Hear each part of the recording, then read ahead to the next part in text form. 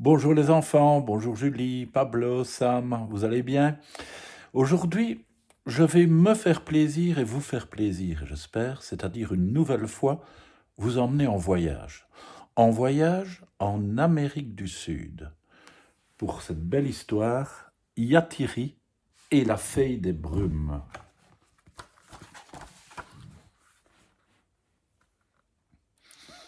Loin, très loin d'ici, dans une contrée peuplée de condors et de lamas, s'étendait une immense plaine. Et là-bas, dans un petit village, vivait un jeune Indien, Yatiri. Yatiri aimait les ponchos que sa maman tissait avec la laine de leurs lamas, leurs vergers débordant de mangues, de goyaves et d'oranges, et la grande prairie où paissaient leurs animaux. Cette année-là, il n'avait pas plu. Pas un nuage n'avait traversé le ciel, pas une goutte n'était tombée sur la terre. Les arbres ne portaient pas de fruits, les herbes se desséchaient à vue d'œil. Peu à peu, la prairie se transformait en désert. La sécheresse est trop grave, annonça le père de Yatiri. Les animaux ne trouvent plus à manger. La fée des pluies, fille du génie des océans, nous a abandonnés, soupira sa mère. Il va falloir partir d'ici. Nous ne pourrons pas survivre dans un désert. Partir? Quitter sa maison, ses chers lamas, ses arbres? Yatiri se précipita hors de la maison et regarda le ciel.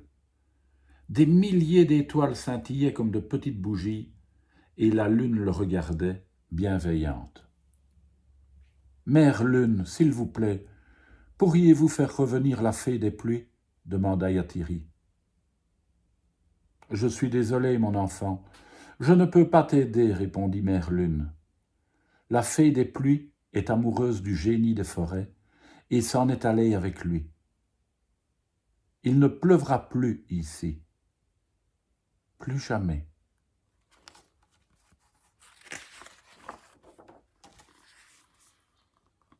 Mais alors, que pouvons-nous faire se lamenta Yatiri. Écoute ton cœur, répondit Mère Lune. Il te guidera. La gorge serrée, le petit Indien rentra se coucher. Le lendemain, Yatiri alla marcher dans le désert en quête d'un signe, d'une idée. Il aperçut soudain un oiseau noir couché sur le sol, immobile. Il s'approcha doucement et découvrit un jeune condor. « Es-tu blessé ?» lui demanda Yatiri. « Je n'arrive pas à me relever, dit le condor. Je me suis fait mal à une aile. »« Es-tu tombé du ciel ?» ?»« Oui. J'ai pris mon envol ce matin pour la première fois. Je suis monté si haut que j'ai presque touché le soleil. Puis j'ai volé vers la plaine, mais un vent violent m'a bousculé, et boum. »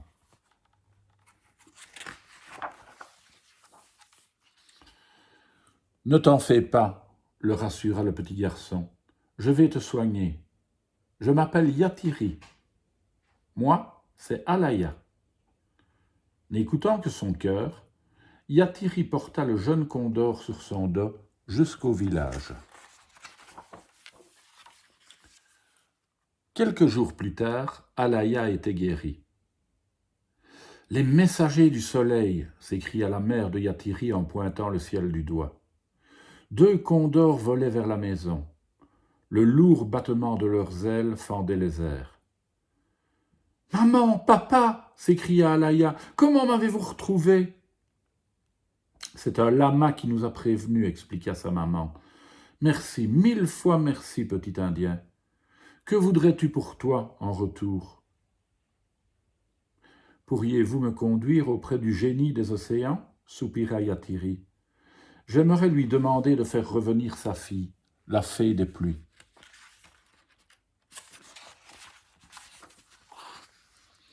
Aussitôt, Yatiri se retrouva assis sur le dos du père Condor, tandis qu'Alaïa s'installait sur celui de sa mère. En quelques coups d'aile, ils s'élevèrent dans les cieux. Le désert à présent était un immense tapis de sable aux reflets dorés, parsemé d'énormes rochers ronds et lisses.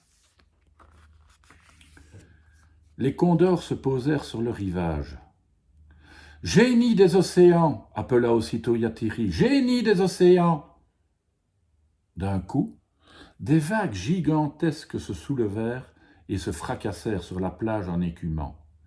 Le petit Indien recula, terrifié. « Que me veux-tu » gronda une voix puissante. « Nous n'avons plus d'eau, » expliqua Yathiri. « Notre plaine devient un désert.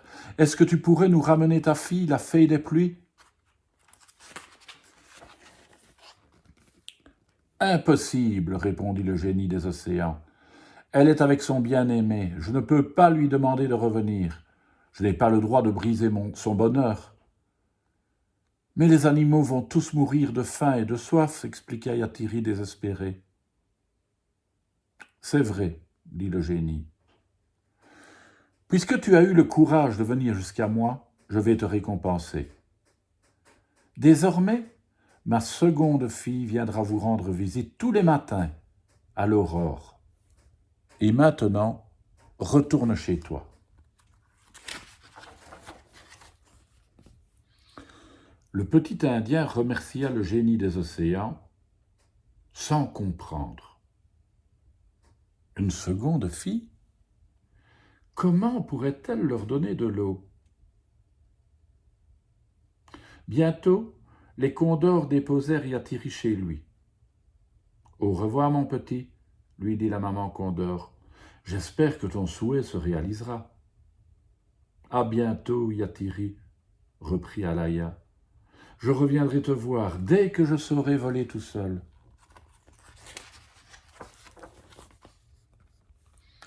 Épuisé, Yathiri s'endormit.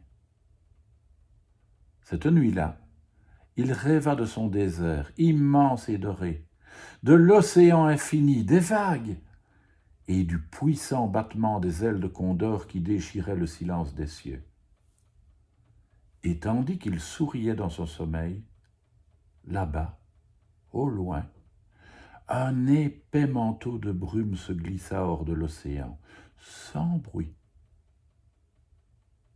Il avança dans le désert, lentement, à pas de velours, et tendrement, il recouvrit la terre d'un nuage de minuscules gouttelettes, des gouttelettes d'eau. Au petit matin, lorsque Yathiri se leva, ses parents se tenaient sur le seuil de la maison. « Regarde qui est là, c'est Kamanchaka, la fille des brumes, » murmura sa mère. « Qu'elle est belle, » souffla Yathiri, en admirant sa robe scintillante. « Je dois repartir lorsque le soleil se lève, » dit Kamanchaka, « mais je reviendrai tous les matins avec mon tapis de gouttelettes. » Lentement, doucement, elle se retira vers l'océan. Le petit Indien écarquilla les yeux d'émerveillement. Le désert était parsemé de fleurs. Le cœur empli de bonheur, Yathiri leva les yeux vers le ciel. 3 condors, 2 grands et un petit, tournoyaient majestueusement dans les airs. Et vous avez deviné qui est le petit condor, bien sûr. À demain pour une autre histoire, les enfants.